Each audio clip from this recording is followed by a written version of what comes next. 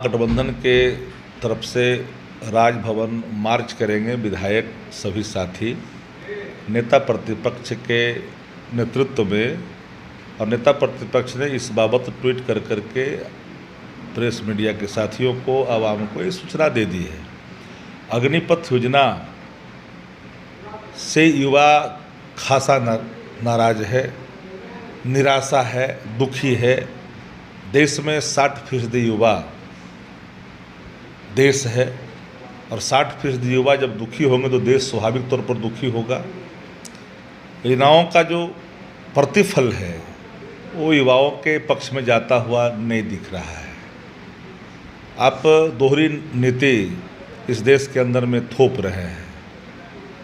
अधिकारियों के लिए 4 वर्ष क्यों नहीं, सिर्फ सेना के जवानों के लिए ही क्यों, जो देश की रक्षा करता है, राष्ट्रीय भावनाओं से ओतप्रोत होकर के राष्ट्रभक्ति का जज्बा लेकर के सेना में भर्ती होता है।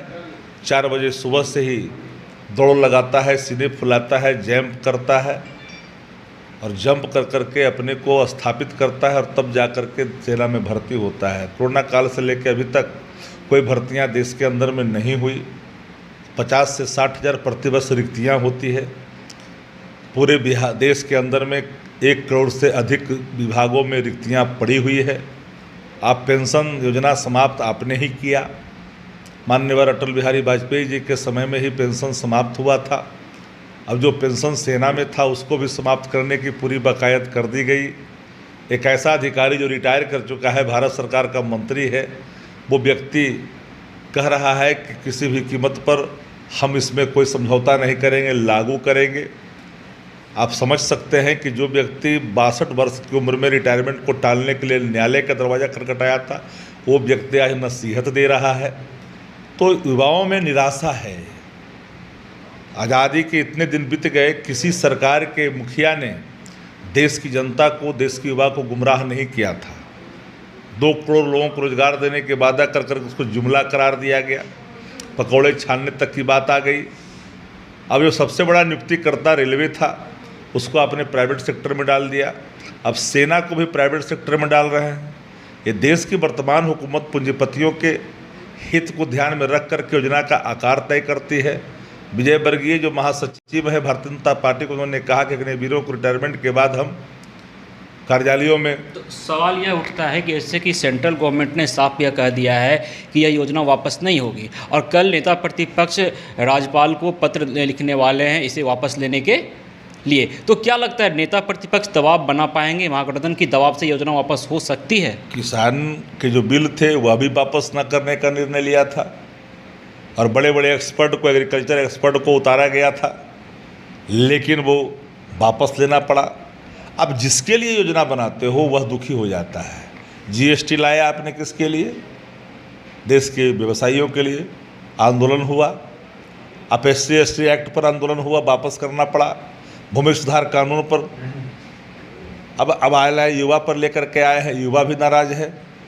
तो सवाल है कि जिसके लिए आप लाते, नोटबंदी आपने लाया था किस लिए?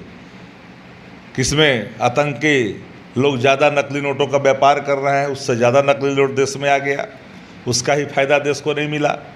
सवाल है कि देश को धीरे धीरे आप प्राइवेट सेक्टर में सब चीज़ों को डालते जा रहे हैं। आखिर युवा जाएगा कहाँ? युवा को रोजगार के अवसर नहीं देंगे, एम्प्लॉयमेंट नहीं देंगे, तो ऐसे ही युवा जो है दिशा उसकी भटक जाएगी। विपक्षी दल लगातार जो है इस योजना का विरोध कर रही है। इस छात्रों का बंद समर्थन है और जो छात्रों के द्वारा प्रदर्शन किया जा रहा है उसका सपोर्ट में खड़ी है विपक्षी दल। लेकिन बीजेपी कह रही है कि जो राजनीतिक दल है वो इस प्रदर्शन को हाईजैक कर लिया है और जो उग्र प्रदर्शन हो रहे हैं ये इस राजनीतिक दल के उकसाने पर किया जा रहा है। भारतीय जनता पार्टी ने पूरे इस आंदोलन को आग में घी डालने जैसी काम की। जब आपने योजना अनाउंस किया तो प्रोटेस्ट शुरू हुआ था, तो आपने कहा कि हम अगले सप्ताह में इसकी रैलियां निकालेंगे। आपको प्रोटेस्ट का आकलन करना चाहिए था। आप जब जानते थे कि भारत सरकार के खिलाफ युवाओं में गुस्सा है, तो रैफ के जवान, आपके जो RPF के जवान थे वो सक्रिय क्यों नहीं दिखे? पूरे रेलवे स्टेशनों को आपने ध्यान क्यों नहीं दिया? भारत सरकार का इंटेलिजेंस क्या कर रहा था? सवाल ये उठता है कि भारतीय जनता पार्टी अपने बिहार में और देश में बने हुए राजद भाजपा के जो कार्यालय हैं पूरे बिहार में जिला में है, हर जगह आपने सीआरपीएफ का डिप्लॉयमेंट कर दिया। 2-3 आपके नेताओं के घर पर जो तोड़फोड़ हुई जिसकी हम लोगों ने निंदा की, आंदोलन में इस तरह के हिंसक बर्ताव को हम लोग नहीं स्वीकारते हैं। ये गांधी जी का देश है, गांधी बाबा के सिद्धांतों के रास्ते सत्याग्रह को आगे बढ़ाया जाता है। हम उसकी निंदा भी किया था, लेकिन उन नेताओं को आपने सुरक्षा प्रदान किया, बात समझ में आई। लेकिन कुछ ऐसे नेताओं को जिनसे समाज में वैमनस्यता पैदा होती है, जिनको बिहार के लोग पहचानते नहीं हैं, ऐसे ऐसे लोगों को आपने रेवड़ियों की तरह आपने बांट दिया। नामचीन नेता जो बिहार के अंदर में उनको आपने सीआरपीएफ का कोई कवरेज प्रदान नहीं किया। ये पैसे कहाँ से आएंगे? सीआरपीएफ का जो कवर आपने किया है वो पैसे तो भारत सरकार के खजाने से आएंगे। तो आप युवाओं को रोजगार नहीं दीजिएगा, उनको नौकरी नहीं दीजिएगा, लेकिन एक तरफ आप जो है सरकारी पैसे का दुरुपयोग करिएगा। अंतिम क्वेश्चन रहेगा कि जो महागठबंधन की ओर से कल ये मार्च निकाली जाएगी, तो क्या ये कयास लगाया जा सकता है कि इस मार्च में महागठबंधन के तरफ से ही रैली होगी? क्योंकि बिहार में जो हालात है, कांग्रेस और राजद के बीच तालमेल नहीं बैठती नजर आ रही है।